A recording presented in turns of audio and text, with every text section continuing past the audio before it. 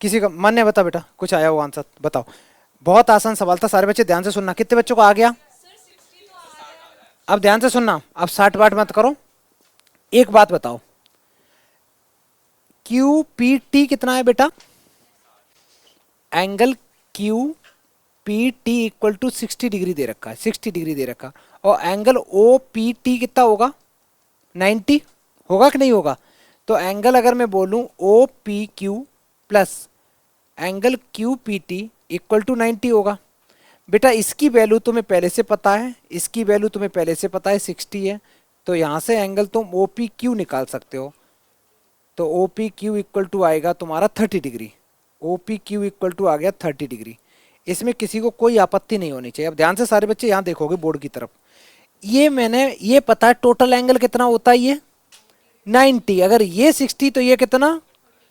ये तुम्हारा है 30। बेटा ये लेंथ और ये लेंथ आपस में इक्वल होंगी, दोनों की दोनों रेडियस हैं। तो ये ओ पी क्यू एक ट्रायंगल बना है, जो ट्रायंगल है आइसोसेलेस ट्रायंगल है।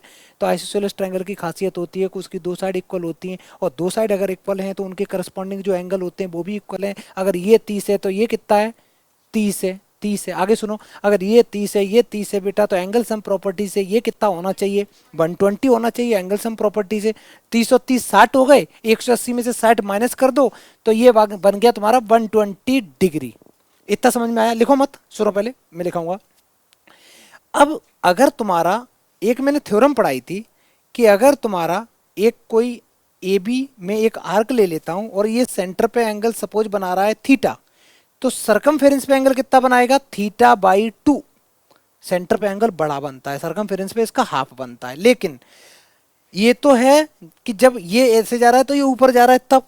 अब ऐसा भी तो सीन हो सकता है कि एक ऐसे बन रहा है एंगल, ये देखो बेटा सेंटर पे बना रहा है सपोज थीटा, तो सरकमफेरेंस अगर मैं उल्टा कर दूं तो क्या होगा?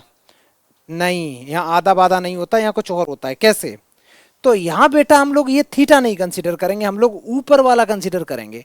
तो ये एंगल अगर थीटा है तो ऊपर वाला कितना होगा? 360 माइनस थीटा। तो ऊपर वाला होगा 360 माइनस थीटा। अब ऊपर वाला जो भी होगा, कहने को तो यार सेंटर पे है ना, जो सेंटर पे एंगल होता है वो हमेशा डबल होता है। तो अगर ये एंगल सेंटर पे है तो ये कितना होगा इसका? आधा, that is 360 minus theta divided by 2। समझ में आया? अच्छा, अब मैं फिर से क्वेश्चन में आ जाता हूं। क्वेश्चन में ध्यान से सुनो। अगर ये 120 है बेटा, तो ये बाहर का एंगल कितना होगा? बाहर के एंगल को हम लोग बोलेंगे रिफ्लेक्स एंगल, रिफ्लेक्स एंगल बोलेंगे। तो ये बाहर का जो एंगल होगा बेटा वो होगा 240। ये हो जाएगा 240। अगर ये 240 सेंटर पे है तो आर कितना होगा? 120 degree is the correct answer. समझ में आया क्वेश्चन? अब थोड़ी सी अंग्रेजी लिख लेते हैं। कैसे?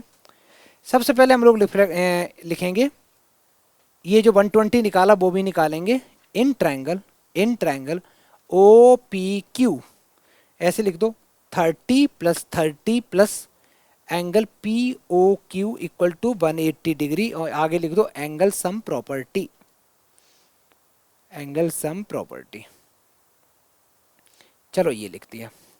यहाँ से पी ओ क्यू आ गया बेटा, P O Q equal to आ गया तुम्हारा 120 डिग्री। अब हम लोग निकालेंगे reflex of, reflex of angle निकालेंगे पीओ क्यू का। पीओ क्यू का रिफ्लेक्स निकाल रहे हैं, पीओ क्यू अंदर का है तो उसके बार को बेटा हम लोग रिफ्लेक्स बोलते हैं। ठीक है?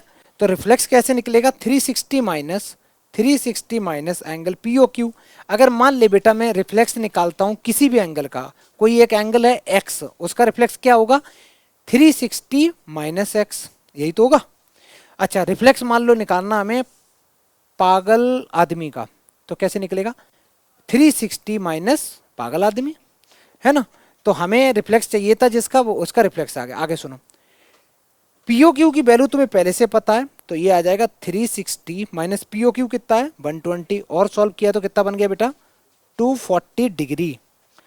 अब हम लोग अब यहाँ पे लगाओगे ऐसे, ऐसे लिखो angle, angle P R Q equal to half of angle कौन सा? Reflex of, reflex angle P O Q. समझ में आया? और लिखना चाहो, मन कर रहा हो, नहीं तो ऐसे वैसे समझ में आ जाता है, लिखना चाहो तो ये लिख सकते हो, angle subtended by an arc at centre is double then angle at any other point on the remaining part of the circle, जो भी है वो थ्योरम लिखना चाहो तो वो स्टेटमेंट लिख दो, नहीं तो ऐसे चलेगा।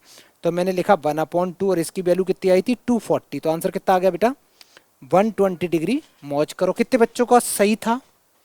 हाय राम, तुम्हारा सही था मानिक, बहुत बढ़िया बेटा, जल्दी करो।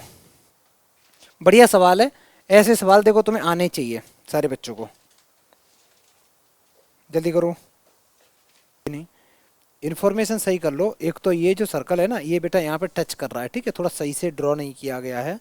ये यहाँ पे पॉइंट ऑफ कांटेक्ट इसका ये है। इसके अलावा ये लेंथ 8 यहाँ तक ही ख़त्म हो गई है, और आगे की ये लेंथ बच्चा तुम लोगों की 6 दे रखी है। अच्छा बेटा, अगर ये 6 है तो ये भी तो 6 हो गया, है ना। और अगर ये 8 है तो ये भी तुम्हारा बी क्यू भी 8 हो गया, बी क्यू भी तुम्हारा 8 हो गया। जो नहीं पता उसको थोड़ी देर के लिए बेटा एक्स ले लो, ठीक है, इसको एक्स कंसीडर कर लो।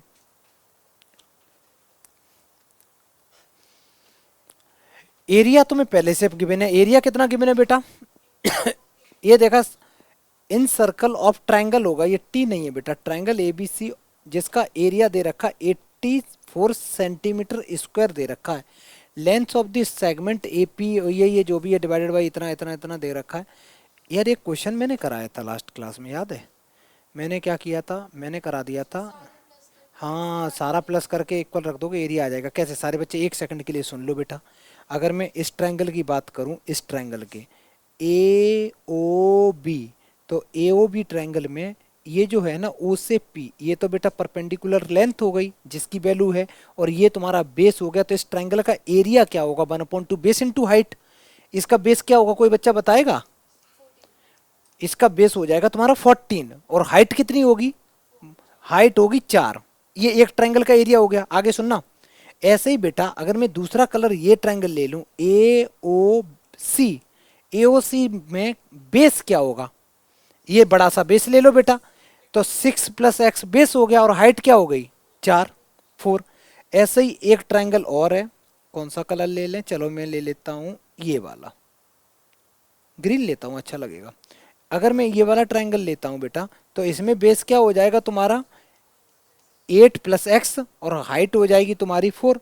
तो बड़ी मज़ेदार बात यह है, तुम ऐसे लिख सकते हो area of triangle A B C equal to हो जाएगा।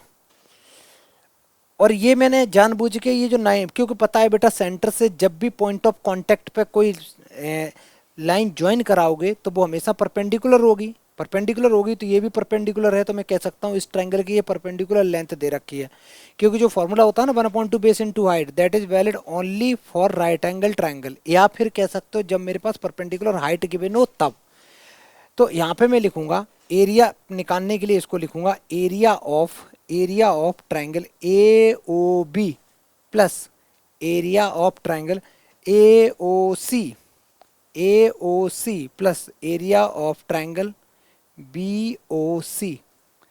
अच्छा, एरिया का फॉर्मूला होता है 1/2 बेस इंटू हाइट। बेटा इस ट्रायंगल की बात करें तो बेस है इसका 14, तो 14 इंटू रेडियस कितनी है 4, प्लस 1/2 इसका जो बेस है वो है 6 plus x into 6 plus 8 x into 4, plus इसका जो है ये है 1/2 8 प्लस एक्स इंटू 4। बेटा एरिया तुम्हें पहले से गिवन है, एरिया कितना गिवन है 84। उधर से सबसे पहले तुम कॉमन क्या ले सकते हो 1/2 वहां पे 2 एक तरीके से डिवाइड कर रहा है, यहाँ आके मल्टीप्लाई करेगा। या तुम एक काम ये भी कर सकते हो, हर जगह कैंसिल भी हो रहा है, ध्यान से देखो ना बच्चा। तो ये देखो इससे कैंसिल हो रहा है 2 टाइम्स 7 टाइम्स, सॉरी ये कैंसिल हो रहा है 2 टाइम्स, ये कैंसिल हो रहा है तुम्हारा 2 टाइम्स। अच्छा, अब तुम कॉमन सम में से बेटा 2 ले सकते हो, राइट साइड की मैं बात कर रहा हूं। 2 सबसे अगर कॉमन ले लोगे तो ये कितना बचेगा, यहाँ 2 बचेगा, समझ में आया? तो ये बचेगा 7 इंटू 2 14। यहाँ से मैंने 2 कॉमन ले लिया तो ये बचेगा 6 प्लस 8। यहाँ से मैंने 2 कॉमन ले लिया, बचेगा 8 प्लस एक्स, और राइट में 84। अच्छा, ये 2 यहाँ मल्टीप्लाई कर रहा है, इधर डिवाइड करेंगे तो मैं इसको काट सकता हूँ ऐसे, 42 आ गया। ऐसे ही होता है बेटा, है ना। तो 42 इक्वल टू ऐड कर दो 14 प्लस 6 हो गए 20, ये बन गया 28, 28 प्लस 2x, इधर लेके आओ तो 42 minus 28 equal to x, 2x minus करने से कितना आया, तो 14 इक्वल टू बेटा 2x आ गया, तो x की वैल्यू 7 सेंटीमीटर आ गया।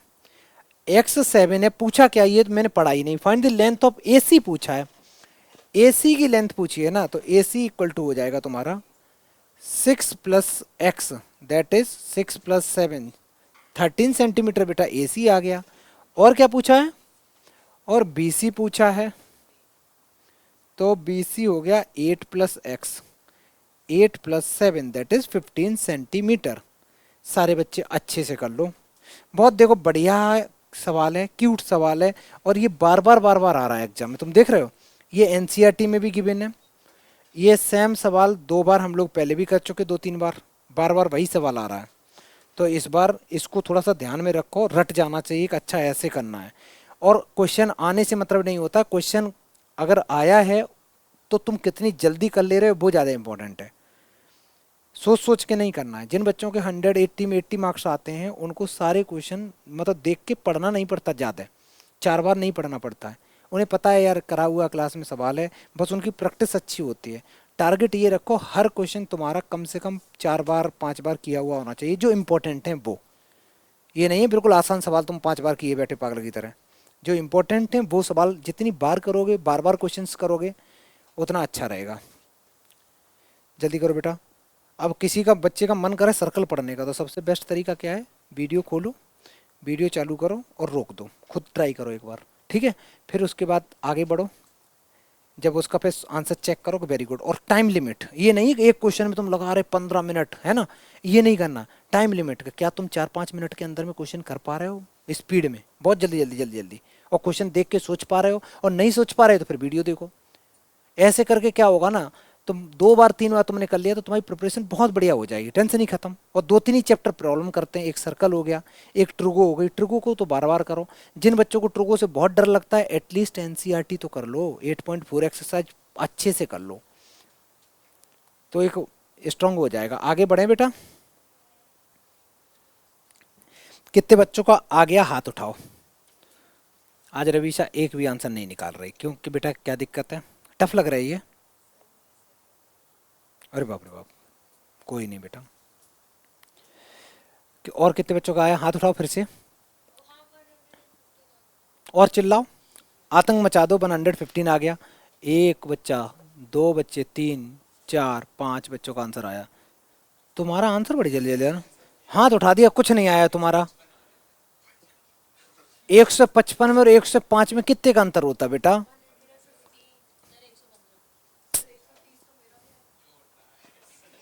पता नहीं वो अंतर ढूंढ रहा है। हो गया बेटा, तुम नाक कटा रहे डीपीएस की। सुनो बेटा सारे बच्चे देखो, अगर मैं यहाँ पे ज्वाइन कर दूं, सेंटर से लेके इसको ज्वाइन करा दूं और इसको ज्वाइन करा दूं, ये तो कर ही सकते हैं। ये बेटा जब सेंटर से हम लोग कोई चीज़ ज्वाइन करते हैं तो एंगल टोटल कितना बनता है, 90। यहाँ भी टोटल कितना बनेगा, 90। अगर ये 90, ये 90, ये 50, तो ये कितना, 130। अगर आसान भाषा में बताऊं तो ए ओ सी डी एक क्वाड्रिलेटरल है, क्वाड्रिलेटरल के एंगल का सम होता है बेटा 360। अगर ये 90-90 हो गया तो 180 ये हो गया, इन दोनों का सम भी तो 180 आना चाहिए। तो अगर ये 50 है तो ये 130 हो गया, ठीक है। आगे सुनो, अभी मैं पूरा क्वेश्चन कर दे रहा हूँ, उसके बाद आगे बात करेंगे। अच्छा, इसके बाद में अब बेटा फिर से भाई यहाँ कहानी, एक तुम्हारे पास AC एक आर्क है जो सेंटर पे एंगल बना रहा है, कितना सेंटर पे बना रहा है, फिर इधर बना रहा है, लेकिन बात बन नहीं रही। अगर मैं यहाँ आऊं, यहाँ से चेक करूं AC, तो AC सेंटर पे बना रहा है फिर उल्टा आ रहा है। अगर सीधा जाता तो मैं एंगल सबटेंडेड सेंटर वाला कंसेप्ट लगा लेता। कैसे, अगर ये इधर ना बना के इधर ऐसे बना रहा होता तो ये 130 था, तो ये कितना होता, 130/2। आगे सुनो, लेकिन भाई ये तो गलती डायरेक्शन में घूम रहा है, तो मैं क्या करूंगा, यहां से रिफ्लेक्स वाला कंसेप्ट लगाऊंगा जो पहले मैंने लगाया था। अगर ये 130 है तो रिफ्लेक्स कितना होगा बेटा, 360 माइनस 130 दैट इज 230। 230 हो गया। अगर ये एंगल बेटा रिफ्लेक्स 230 है तो ये वाला कितना होगा, जो सेंटर पे होता है उसका आधा होता है, तो कितना बन गया 115 डिग्री करेक्ट आंसर है। समझ में आया पूरा कंसेप्ट। अब मैं एक स्टेप बाय स्टेप लिख रहा हूं। कैसे, सबसे पहले लिखेंगे join join O A and O C, और मेरे को पता है O A is perpendicular to D A and O C perpendicular to D C. ये कौन सा कंसेप्ट होता है, ये होता है पॉइंट ऑफ कांटेक्ट पे सेंटर से जब कोई लाइन ज्वाइन कराते हो तो वो 90 डिग्री होती है। आगे सुनते हैं बेटा। अब ले लो इन A D C O quadrilateral लिखना चाहिए था, इन क्वाड्रिलेटरल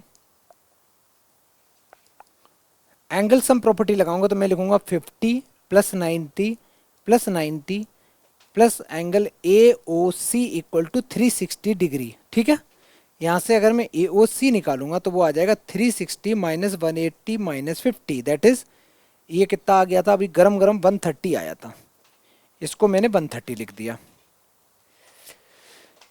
अगर ये 130 है, अब मैं निकालूंगा इसका रिफ्लेक्स, तो reflex of angle A O सी आएगा 360 माइनस एंगल ए ओ सी, तो 360 में से 130 को माइनस किया, आंसर आया 230। ये अगर 230 है तो ये इसका आधा होगा, है ना बेटा, तो यहां से लिख सकते हैं angle A P C equal to होगा half of reflex angle A O C 1/2, और ए ओ सी एंगल बेटा 230 है। देखो जो अभी क्वेश्चन किया था वैसा ही है, 115 डिग्री करेक्ट आंसर है। पूरा क्वेश्चन करो, ये रटे होने चाहिए तुम्हें, हर क्वेश्चन अच्छे से प्रैक्टिस करो। हाँ, कौन सा लगा सकते,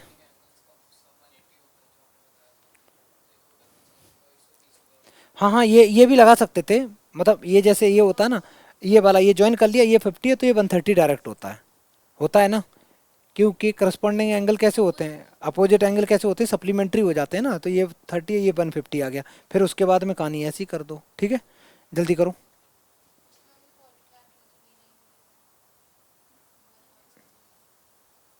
उसमें नहीं लेना पड़ेगा, फिर जरूरत नहीं है क्वाड्रिलेटरल लेने की। अगर ये 50 है तो पता चल गया ये 130 है, बस खत्म, फिर ये अंग्रेजी नहीं लिखोगे तुम डायरेक्ट। फिर उसके बाद क्या करोगे, ये 130 है तो इसका रिफ्लेक्स निकाल दो, फिर ये वाला काम करो, जल्दी करो बेटा। चलो बेटा, जिन बच्चों का नहीं हुआ ध्यान से सुनो। देखो क्वेश्चन में क्या कह रहा है, कहता है ए बी एक कॉर्ड है with centre O at point B, कुछ दे रखा है, अ टेंजेंट पी बी, एक टेंजेंट है P B such that length is 24 centimetre. इसकी लेंथ कितनी दे रखी है, 24 सेंटीमीटर दे रखी है बेटा पी बी, मतलब टेंजेंट की length. Distance of P from the centre, centre से लेके जो पी पॉइंट की डिस्टेंस है, ये बच्चा टोटल डिस्टेंस 26 दे रखी है। टोटल डिस्टेंस कितनी दे रखी है, 26 दे रखी है। ए बी एक कॉर्ड है जिसकी लेंथ बेटा 16 सेंटीमीटर है, ये टोटल 16 है। सबसे पहले तो मैं यहाँ से एक परपेंडिकुलर डालूंगा, ये परपेंडिकुलर डाला बेटा, ये 16 है तो ये कितना हो गया, ये 8 हो गया, ये भी 8 हो गया, और यहाँ सेंटर से इसको मैंने ज्वाइन भी करा दिया। आगे सुनो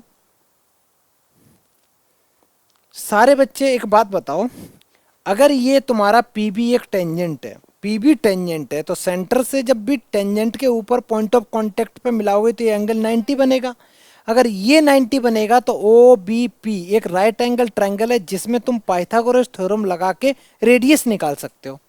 तो मैं यही करने वाला हूँ, in triangle O B P में आएगा ओ पी का square equal to O B का स्क्वायर प्लस बी पी का स्क्वायर, बी पी स्क्वायर, ये 26 square equal to O B बेटा मेरे को निकालना है, और बी पी 24 दे रखा है, 26 का स्क्वायर कितना होता है 676 equal to O B square, और 24 का कितना स्क्वायर होता 57 बेटा, इधर लाओगे कितना बचेगा ये बचेगा 100।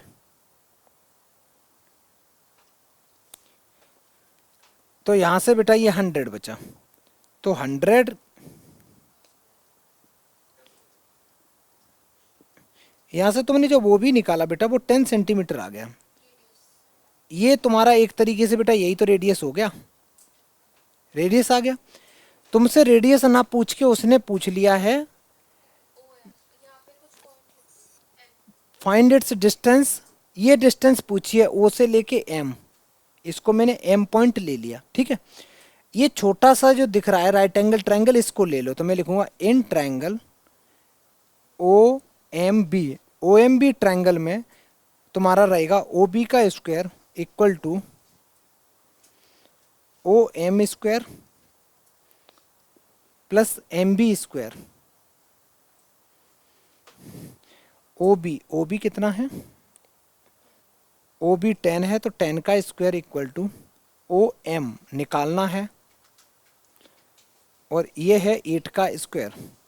10 का स्क्वायर बेटा 100 होता है, 8 का स्क्वायर 64 है, मैं लेफ्ट में लेके आ गया -64 equal to O M square.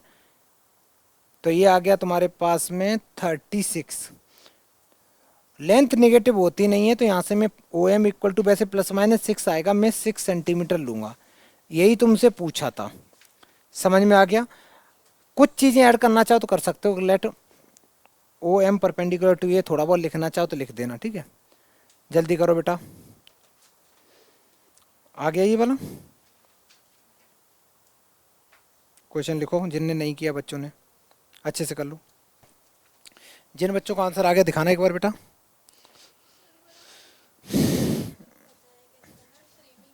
अच्छा आज तुम दिखा बेटा।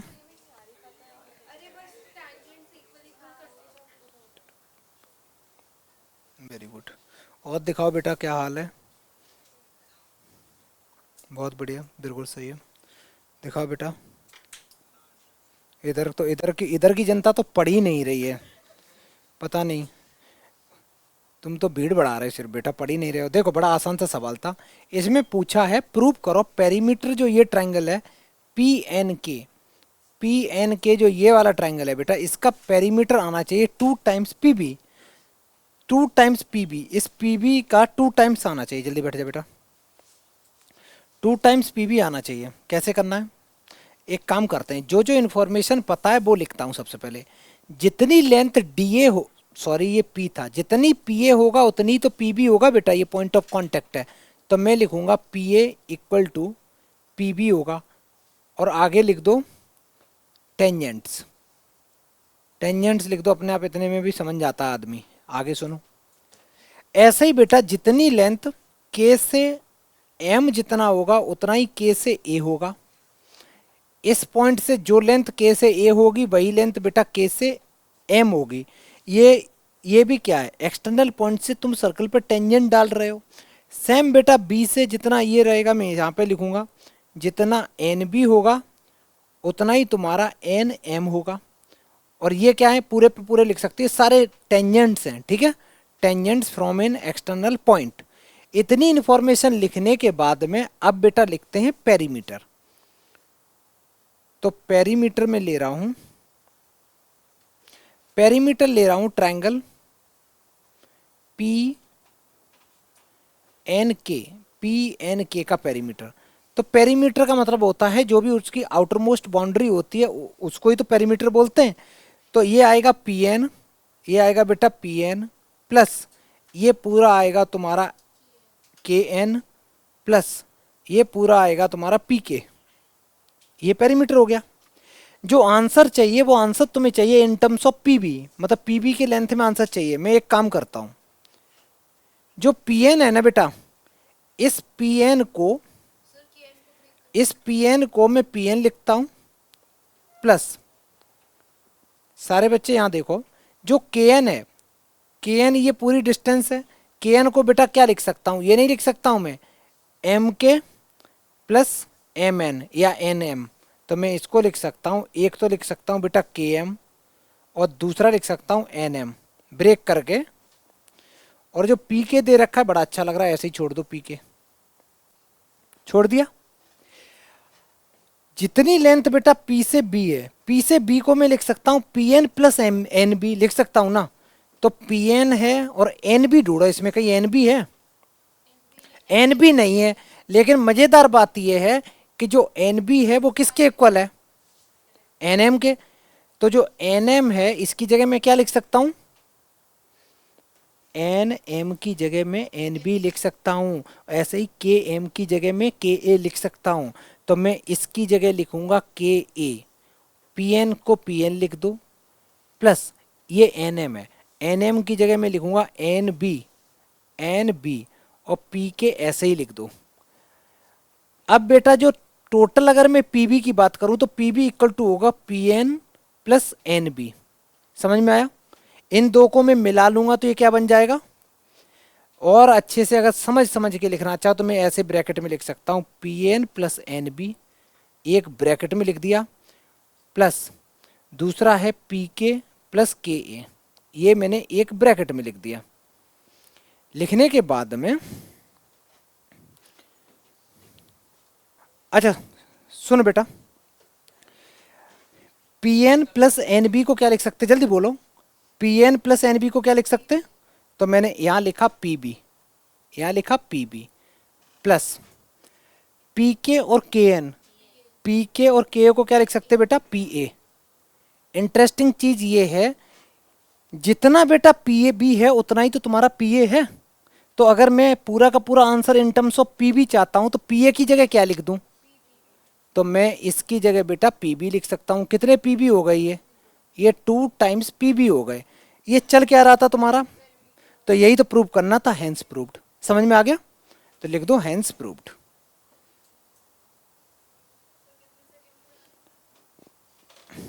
अब मैं तुमसे बेटा बोल भी नहीं सकता, 2 मिनट की बनाओ।